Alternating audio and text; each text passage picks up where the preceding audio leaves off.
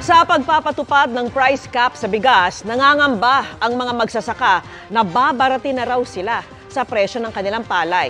Magiging dagdag pasakit daw ito lalo't iniinda pa nila ang epekto ng nagdaang bagyo at habagat. Tinutukan yan ni Jonathan Andal. Ngayon pa lang nag-aalala na ang magsasakang si Moises. Baka raw bumaba ulit sa 17 pesos per kilo ang bilihan ng palay sa kanila sa Bulacan. Ngayong nilimita na ang presyo ng bigas sa 41 pesos na lang kada kilo ng regular at 45 pesos kada kilo ng well-milled. Pag nag-anihan ka baka bumalik, makikita mo presyo, maiiyak ka. Pag sinabi ng dealer, ganun lang ako, wala kang magagawa. Dahil kailangan mo pera.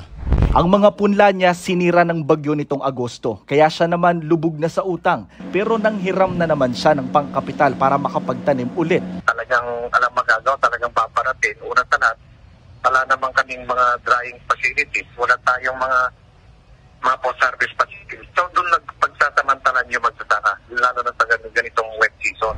Simple lang naman ang hiling ng ilang magsasaka. Kung pipiliting ibaba ang presyo ng bigas, huwag yang kunin sa kakarampot na raw nilang benta. Kaya hiling nila sa Pangulo. Sana naman po, para mapabura naman po ang magsasaka, magbabadi siya ng EO na ang halaga ng palay ay gawin niya 22 to 23 para naman po kami magsasaka ay maliligaya.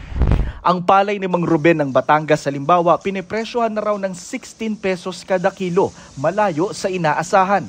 Ang kilo ng palay talaga 30. So dapat?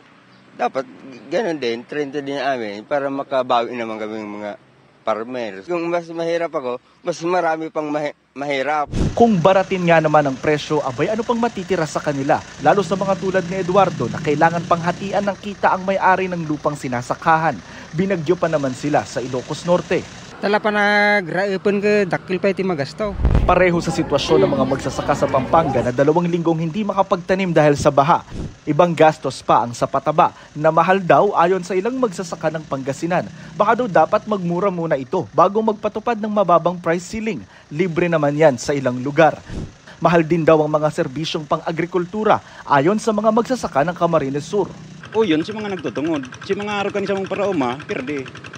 Mayo kaming nakakuha.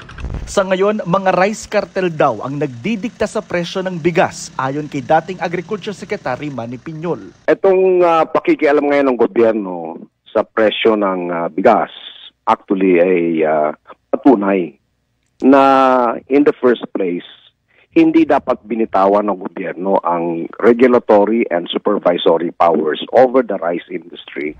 Habang naiipit pa rin sila, ang tulad ni Mang Moises, ayaw raw maging magsasaka rin ang mga anak. Gusto ko lang matuloy sila sa pag-aaral para huwag na sila matulad sa akin magsasaka. Mahirap ang buhay magsasaka.